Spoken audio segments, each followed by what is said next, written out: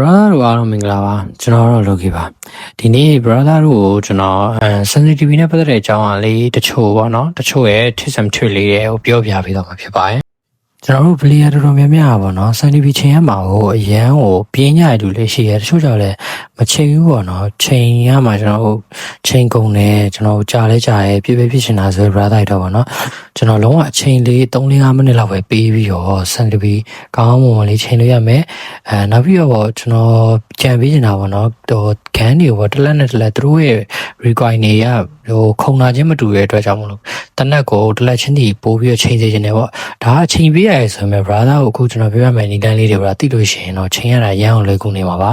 โอเคအားဆိုလို့ရှိရင်ကျွန်တော်ဘယ်လိုလုပ်အောင်လဲဆိုလို့ရှိရင်အခုကျွန်တော် sensitivity တောက်လို့ကျွန်တော်အခုဝိုင်းပြထားတဲ့ဟာလေးကိုနှိပ်လိုက်လို့ရှိရင်ကျွန်တော်တနက်တစ်လက်ချင်းဒီရွေးလို့ရပါတော့ကျွန်တော်ဆိုအခု M4 ရွေးထားတယ်တနက်ရွေးချင်တယ်ဆိုလို့ရှိရင်အောက်မှာအပေါင်းလေးအမှအပေါင်းလေးဆိုတာလေးရှိရပါတော့ပေါင်းလေး F ဆိုရပေါင်းလေးနှိပ်ပြီးတော့ M4 ဆိုလဲ M4 ရွေးရလို့ရှိရင်ကျွန်တော်အခုစချိန်လို့ပဲ gyro sensitivity ဆိုတာကြတော့ကျွန်တော်တို့gyroscope ဆိုတာကြပါတော့ခုလုံးမဖြစ်ခင်မှာကျွန်တော်တို့ချိန်နေပြီးတော့เนาะချိန်ပြီးကြည့်နေဟာကို gyroscope လို့ခေါ်ရပေါ့ADS gyro ကြတော့ပြစ်တာပါเนาะADS gyro ဆိုတာလည်းဘယ်လိုလုပ်လို့လဲကျွန်တော်တစ်ချက်ပြရမယ်ADS gyro ဆိုတာတော့เนาะကျွန်တော်ခုပြရလို့ပဲပြစ်နေတဲ့အချိန်မှာလုပ်တဲ့ဟာကိုပြောတာကျွန်တော် gyro နဲ့ဆော့ရလို့ဆိုလို့ရှိရင်ပေါ့ပြစ်နေတဲ့အချိန်ကြလို့ရှိရင်ဖုံးဆောင်ပြီးတော့ပြစ်တဲ့ဟာပေါ့เนาะပြစ်တဲ့အချိန်မှာသုံးဝင်တာဒီလိုမျိုးပြစ်နေတဲ့အချိန်ကြလို့ရှိရင် ADS gyro ကသုံးဝင်တာဖြစ်ပါတယ်ဒီလိုမျိုးပြစ်တဲ့အချိန်ကြရင်တော့ပေါ့เนาะgyro sensitivity နဲ့မဆိုင်တော့ဘူးပေါ့ ADS gyro ဒါကြောင့် ADS gyro နဲ့ပဲဆိုင်သွားပါပေါ့เนาะโอเคအားဆိုလို့ရှိရင်ကျွန်တော်တို့ sensitivity ကိုဘယ်လိုလဲကူဆုံးနဲ့ရိုးရှင်းဆုံးချိန်ရမလဲဆိုတာကိုပြောပြပေးသွားပါမယ်ဒါဆိုလို့ရှိရင်ကျွန်တော် setting နဲ့တွားပြီးတော့ခုနကကျွန်တော်ပြသလိုပဲကျွန်တော် influence တီးတဲ့ချိန်သားတွေကိုတွားမယ်ပေါ့နော်တော့ခုလို့ရှိရင်ကျွန်တော်အောက်ဆုံးဆွဲရမယ်အောက်ဆုံးကတော့ ADS gyro ကျွန်တော်အပေါ်ကတော့gyro camera ဆိုတော့နော်အဲ့ဒီထဲမှာကျွန်တော် red dot ကိုစာပြီးချိန်ရမယ် red dot မှာအခုကျွန်တော်151လောက်ထားလိုက်တယ်နော်151လောက်ကင်မရာချိန်ကြည့်ရကျွန်တော်စိတ်ပြေလားဆိုတော့ချိန်ကြည့်ရဗျโอเคကျွန်တော်gyro camera ချိန်ဖို့ဆောင်နေကျွန်တော် red dot ရဲ့ပါနော် ADS gyro ချိန်မှာပေါ့နော်ကိုကျွန်တော်ပြည့်ကြည့်ရအချိန်မှာကျွန်တော်ပြည့်ရတိတ်အဆင်မပြေဘူးပေါ့နော်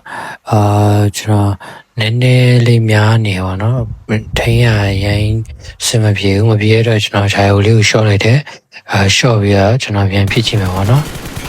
โอเคဒါတော့ဆိုရင်ကျွန်တော်လည်းထိန်းရအဆင်ပြေပေါ့နော်ဆိုလို့ရှိရင်လောက်လောက်လေးပဲကျွန်တော်ထားလိုက်ပါရယ် brother တို့ပေါ့နော်ကျွန်တော်ရှေ့ဗီဒီယိုတွေမှာပြောခဲ့သလိုပဲနော် sensitivity ဆိုတော့ကျွန်တော်တို့မှမဟုတ်ဘူးတကယ်ကောင်းတဲ့ player တွေတော့မှသူတို့လည်းအခုချိန်ပြီးတော့ခုငြိမ်ပြီးတော့ခုကောင်းနေရလည်းမဟုတ်ဘူးပေါ့နော်သူတို့ဆိုလို့ရှိရင်လည်းသူတို့အတွက်ပေါ့နော်ဆော့လို့အဆင်ပြေုံလေးပဲအရင်ချိန်တယ်ချိန်ဖို့မှကြာလာမှပေါ့နော်ကြာလာမှသူတို့လက်ကွက်လေးနဲ့ကိုက်တဲ့ဟာလေးတွေကို shorting လေးလုပ်တယ်တိုးတဲ့ရင်တိုးတယ် short တဲ့ရင် short တယ်အဲ့လိုမျိုးလေးလုပ်ရင်းနဲ့ပဲ scope တွေကငြိမ်လာပေါ့နော်အဓိကတော့ချိန်လေးတိုင်းတာတစ်ခုလေးပေးရပါတယ် scope ချိန်နေဆိုတော့ကျွန်တော်ပြောရဲ့အတိုင်းပေါ့နော်ချိန်တာလွယ်ဆိုရင်လည်းကျွန်တော်ပြောနေရလဲချမ်းမြင်ပါပဲ brother တို့ပြည့်ရတာအဆင်ပြေမပြေပါဘူးတီးပြီးတော့တိုးချော်လေးရောပွဲထဲမှာစော်ရင်းနဲ့ပြန်တော့လောက်အောင်ပါပေါ့နော်sensitivity နဲ့ပတ်သက်ပြီးတော့ဗောနော်ကျွန်တော်ပြောပြခြင်းနဲ့ချက်လေးရတော့လောက်ပါပဲနောက်ပြီးတော့ဗောနော်တချို့ player လေးမသိသေးတဲ့ setting လေးတွေကိုလည်းကျွန်တော်လိုက်ပြီးတော့ပြရမှာဖြစ်ပါတယ်ကျွန်တော်ပထမဆုံးအနေနဲ့ဝုံမလေးပြခြင်းနဲ့ဒီဝုံမလေးကကြောင့်ကျွန်တော်တို့ဗောနော်ကျွန်တော်ဝုံဆောင်ကနေကပရေပြစ်တဲ့ချိန်တွေမှာဘယ်လောက်ထိကျွန်တော်အိမ်ကောင်းအောင်လို့ train လုပ်ရမှလေးဖြစ်ပါတယ်ဒီမှာတော့ကျွန်တော်တယောက်တည်းဆော့လို့ရှင်တော့စောင့်ရပါတယ်ကျွန်တော်ဘော်ရာဗောနော်ဂျိုနဲ့ train မယ်ဆိုတော့ပို့ပြီးတော့အဆင်ပြေမှလေးလည်းဖြစ်ပါတယ်ဗျအခုဒီမလေးရတော့เนาะကျွန်တော်တယောက်တည်း train ရမှာဖြစ်ပါတယ်တော့ကျွန်တော်နေခဲ့ပါတဲ့လေးတွေရောကျွန်တော် cover နောက်ကနေပြီးပြစ်တဲ့ဟာလေးတွေရောပေါ့နော်ဒီမနမကအဲ့လိုမျိုးလေး train ရပြရဖြစ်တဲ့အတွက် brother တို့တယောက်တည်း train ပြီးတော့เนาะ class တော့ဆော့ပဲဖြစ်ပါဖြစ်မဆော့ခင်မှာ9မိနစ်10မိနစ်လောက် train ပြီးလို့ကောင်းတဲ့မလေးလည်းဖြစ်ပါတယ်ပေါ့နော်ကျွန်တော်တို့အခုဆိုလို့ရှိရင်ပေါ့နော်ဝုံမရဲ့အောက်မှာ3နှစ်မြောက်ရှိရဲ့ creating တင်တယ်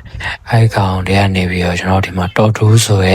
မှာဆိုလို့ရှိရင်ကျွန်တော်တို့အဝေးပေါ့နော် iPhone နဲ့ Force Code နဲ့ trainer ရှိရဲ4/4 open 5ဆိုလို့ရှိရင်လည်းကျွန်တော်ကားအိမ်နဲ့ trainer ရှိရဲ1/1အဲ့ဒါကျွန်တော် iPhone နဲ့ trainer လေးရှိရဲဒီ close range နဲ့ကျွန်တော် trainer ရလေးလေးရှိရဲနောက်ကလို့ရှိရင်2/2 shotgun trainer ရလေးရှိရတဲ့အတွက်ကျွန်တော် train လို့ကောင်းတဲ့အားလေးလည်းရှိဖြစ်လို့ပေါ့နော်ပို့ပြီးတော့အဆင်လည်းပြေပါရဲ့ဗျကျွန်တော်ရဲ့ video လေးကတော့လောက်ပါပဲဗျကျေးဇူးပေးရတဲ့တယောက်ချင်းစီတိုင်းကိုလည်းကျေးဇူးထူးတင်ပါတယ်ကျွန်တော်တော့ Logi ပါနောက် video မှာပြန်တွေ့ကြပါပေါ့